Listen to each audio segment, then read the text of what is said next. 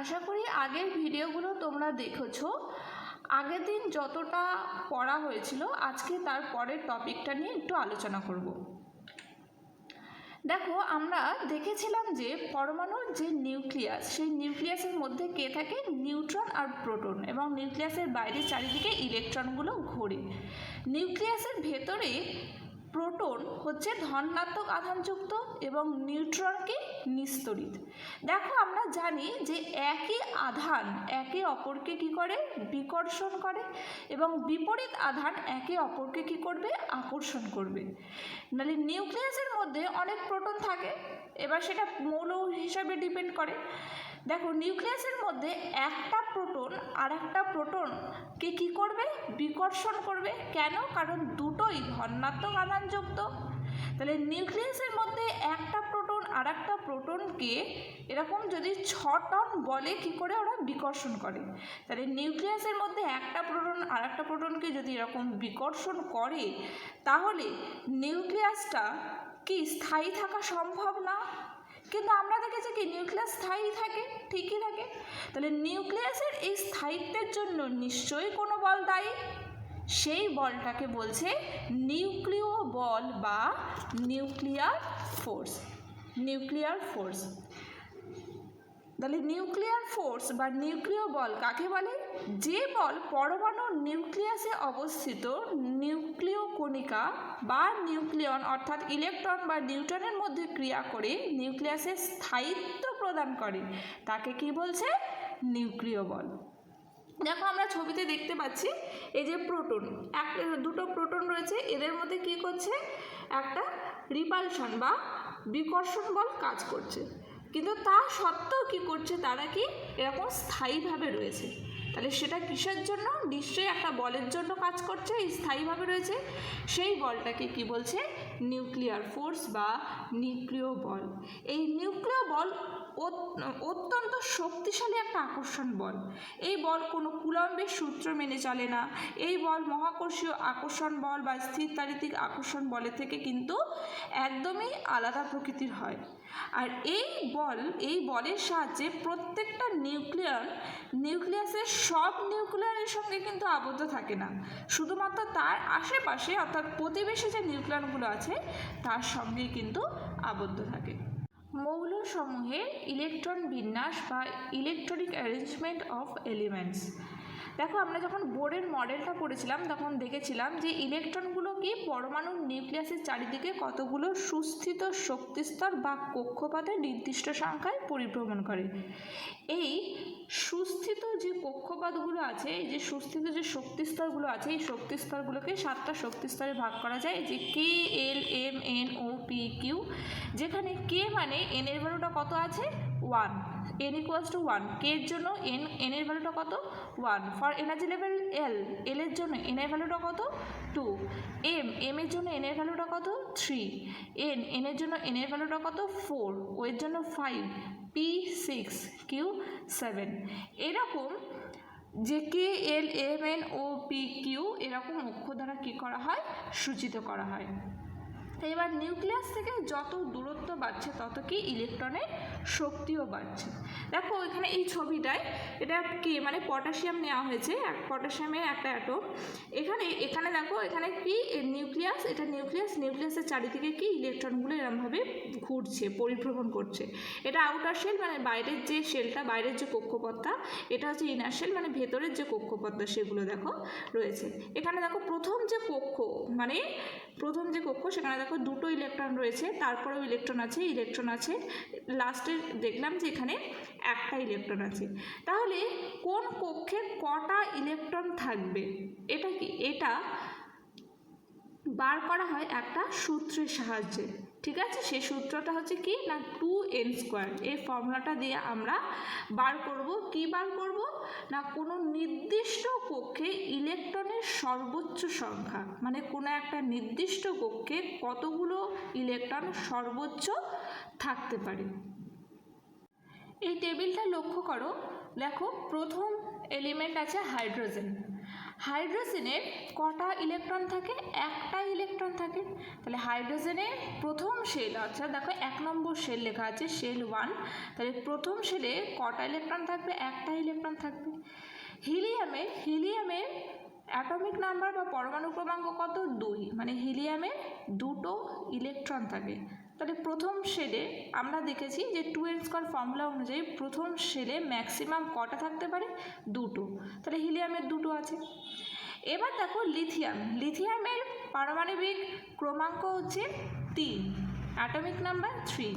তাহলে লিথিয়ামের ক্ষেত্রে এই ইলেকট্রনের যে ইলেকট্রনের বিন্যাসটা কী হবে? দেখো আমরা 2n স্কয়ার ফর্মুলা অনুযায়ী প্রথম শেল অর্থাৎ কে শেল, মানে যেখানে n = 1, সেখানে কটা ইলেকট্রন থাকতে পারে? ম্যাক্সিমাম 2টো। লিথিয়ামের পারমাণবিক ক্রমাঙ্ক 3, মানে 3টে কি আছে? ইলেকট্রন আছে। তাহলে প্রথম শেলে লিথিয়ামের কটা থাকতে পারবে? 2টোই থাকতে পারবে। 2টো চলে গেল, বাকি রইল কটা? একটা। তাহলে একটা কি চলে যাবে? পরের শেলে। ক্লিয়ার? বেরিলিয়ামের অ্যাটমিক নাম্বার হচ্ছে 4, 4টে, তার মানে বেরিলিয়ামের 4টে ইলেকট্রন থাকে। তাহলে প্রথম শেল, মানে যেখানে n = 1, সেখানে কটা ইলেকট্রন থাকবে? 2টো থাকবে ম্যাক্সিমাম। বাকি কটা পড়ে রইল? 4 যদি হয়, 4 - 2, মানে 2টো পড়ে রইল। 2টো কোথায় চলে যাবে? পরের শেলে চলে যাবে। ঠিক আছে, এই এক্সাম্পলটা আসবে। এবার সোডিয়ামের অ্যাটমিক নাম্বার কত? তোমার 11। ঠিক আছে, তাহলে সোডিয়ামের প্রথম শেলে দুটো আছে। আমরা 2n স্কয়ার ফর্মুলা অনুযায়ী সেকেন্ড শেলে কটা ইলেকট্রন থাকতে পারে ম্যাক্সিমাম দেখেছিলাম? 8টা ইলেকট্রন। তাহলে সেকেন্ড শেলে কটা থাকবে? 8টা ইলেকট্রন থাকবে। 8 + 2 কটা? 10টা ইলেকট্রন চলে গেল। তাহলে সোডিয়ামে বাকি রইল কটা ইলেকট্রন? একটা ইলেকট্রন। সেই একটা ইলেকট্রন কোথায় চলে যাবে? n = 3, মানে 3 নম্বর যে শেল। ম্যাগনেসিয়াম, দেখো ম্যাগনেসিয়ামের অ্যাটমিক নাম্বার হচ্ছে 12। হ্যাঁ, তাহলে ম্যাগনেসিয়ামের প্রথম শেলে কটা থাকবে? 2টো থাকবে। 2n স্কয়ার ফর্মুলা অনুযায়ী সেকেন্ড যে শেলটা আছে সেখানে কটা ইলেকট্রন থাকতে পারে? 8টা ইলেকট্রন থাকতে পারে। এখানে 8টা রয়েছে। তাহলে 8 + 2 10 চলে গেল, টোটাল 12টা আছে। তাহলে 12 - 10, মানে 2টো ইলেকট্রন বাকি আছে। সেই 2টো ইলেকট্রন কোথায় চলে যাবে? 3 নম্বর শেলে। ঠিক আছে, দেখো পটাশিয়ামের ক্ষেত্রে আসো। পটাশিয়ামে কি আছে? পটাশিয়ামের অ্যাটমিক নাম্বার হচ্ছে তোমার 19, মানে 19। তাহলে পটাশিয়ামের প্রথম যে শেল, সেখানে 2টো ইলেকট্রন থাকতে পারে ম্যাক্সিমাম 2n স্কয়ার ফর্মুলা অনুযায়ী, 2টোই রেখেছি। তারপরে যে সেকেন্ড যে শেলটা, সেকেন্ড শেলে কটা ইলেকট্রন থাকতে পারে ম্যাক্সিমাম? 8টা ইলেকট্রন থাকতে পারে। 8টা ইলেকট্রনই আছে। থার্ড শেলে দেখেছিলাম 2n স্কয়ার ফর্মুলা অনুযায়ী ম্যাক্সিমাম কটা ইলেকট্রন থাকতে পারে? 18টা ইলেকট্রন থাকতে পারে। তাহলে পটাশিয়ামের 8 + 2 10 হচ্ছে, চলে গেল ইলেকট্রন। পটাশিয়ামের টোটাল থাকে 19, তাহলে এখনও 9টা ইলেকট্রন বাকি আছে। তাহলে 9টা ইলেকট্রন থার্ড শেলে ম্যাক্সিমাম 18টা থাকতে পারে। তাহলে 9টা ইলেকট্রন থার্ড শেলে বসিয়ে দেওয়া উচিত, কিন্তু না, এখানে কি করেছে? 8টা, মানে থার্ড শেলে 8টা ইলেকট্রন রেখেছে, ফোর্থ শেলে গিয়ে একটা ইলেকট্রন।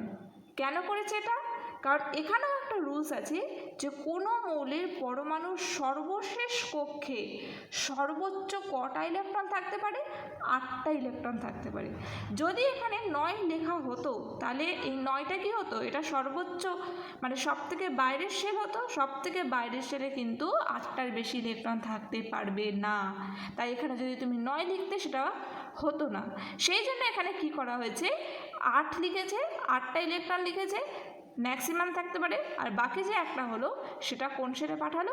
ফোর্থ শেলে। ঠিক দেখো ক্যালসিয়ামের হচ্ছে 20 অ্যাটমিক নাম্বার, পারমাণবিক ক্রমাঙ্ক 20, মানে 20টা ইলেকট্রন আছে। তাহলে প্রথম শেলে কটা ইলেকট্রন আছে? 2টো আছে। পরের যে শেল, সেই পরের শেলে কটা ইলেকট্রন থাকতে পারে? 8টাই আছে। তাহলে বাকি থাকলো কটা? 8 + 2 10 চলে গেল। তাহলে 20 - 10 কত হয়? 10। তাহলে 10, এখনও 10টা ইলেকট্রন বাকি আছে। পরের শেলে 8টা, তারপরে শেলে 2টো। দেখো এখানে এই যে লিথিয়ামের অ্যাটমিক নাম্বার পরমাণু ক্রমাঙ্ক কত? 3। মানে দেখো প্রথম যে শেলটা, সেই প্রথম শেলে কটা আছে? 2টো ইলেকট্রন আছে। পরের শেলে কটা? একটা ইলেকট্রন লিখেছে। তারপরে দেখো অক্সিজেনে কি? প্রথম শেল অক্সিজেনের অ্যাটমিক নাম্বার হচ্ছে তোমার 8, মানে প্রথম শেলে 2টো ইলেকট্রন থাকবে, পরের শেলে 6টা ইলেকট্রন থাকবে। এই যে 2টো ইলেকট্রন রেখেছে, পরের শেলে কটা আছে? 6টা, 1টা 2টা 3টে 4টে 5টা 6টা। এটা হচ্ছে ফ্লুরিন। ফ্লুরিনের অ্যাটমিক নাম্বার হচ্ছে 9। তাহলে এখানে ইলেকট্রনের বিন্যাস কী হবে? প্রথম শেলে 2টো থাকবে, তাহলে 2,7, মানে সেকেন্ড যে শেলটা আছে সেখানে 7টা থাকবে। দেখো 2টো ইলেকট্রন আছে, পরের শেলে কটা আছে? 7টা, 1টা 2টো 3টে 4টে 5টা 6টা 7টা আছে। নিয়ন যেটা আছে, নিয়নের অ্যাটমিক নাম্বার হচ্ছে তোমার 10, মানে প্রথম শেলে কটা থাকবে? 2টো থাকবে, আর পরের শেলে কটা থাকবে? 8টা থাকবে। দেখো প্রথম শেলে 2টো আছে, পরের শেলে 8টা আছে। তারপরে দেখো সোডিয়ামের পরমাণু ক্রমাঙ্ক কত?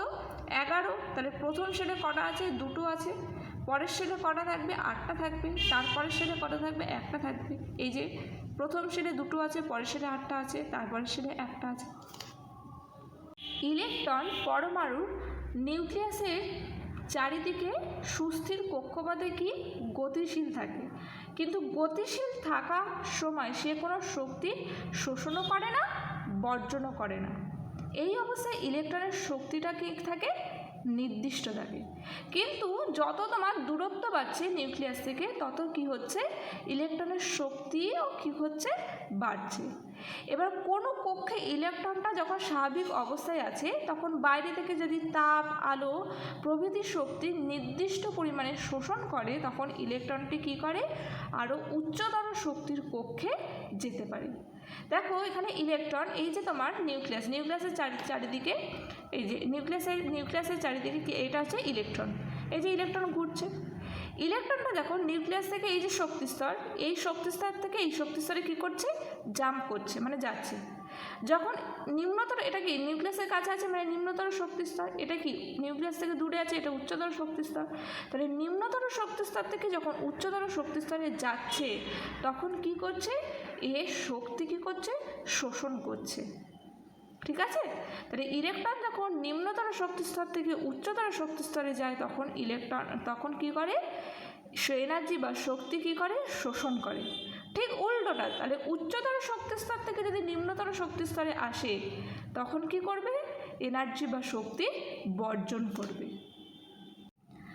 স্বাভাবিক অবস্থায় যদি কোনো ইলেকট্রন ধরো এতটাই শক্তি শোষণ করলো যে সে তার ওই কক্ষপথ থেকে অসীম দূরত্বে চলে গেল, তাহলে কি পরমাণুটি কি আয়নিত হবে? এখানে দেখো এই যে হাইড্রোজেন হচ্ছে গ্যাস, এখানে কি H+ গ্যাস প্লাস হচ্ছে ইলেকট্রন, মানে হাইড্রোজেনের একটাই ইলেকট্রন থাকে। সেই এই একটা ইলেকট্রন স্বাভাবিক অবস্থায় হাইড্রোজেনের এই একটা ইলেকট্রন, সেই ইলেকট্রনটা মুক্ত করে অসীম দূরত্বে নিয়ে যেতে, অর্থাৎ আয়নিত করতে একটা ন্যূনতম শক্তি লাগে। ঠিক আছে? এই শক্তিকে হাইড্রোজেন পরমাণুর আয়নন শক্তি বলা হয়, এবং এই ঘটনাকে আয়নীভবন বলা হয়। এটা হাইড্রোজেনের না, যে কোনো মৌলের হতে পারে, যে কোনো মৌলে যদি একটা পরমাণুকে আয়নিত করার জন্য যে ন্যূনতম পরিমাণ শক্তি ওই লাগে, সেই ন্যূনতম পরিমাণ শক্তিকে ওই মৌলের আয়নন শক্তি বলে।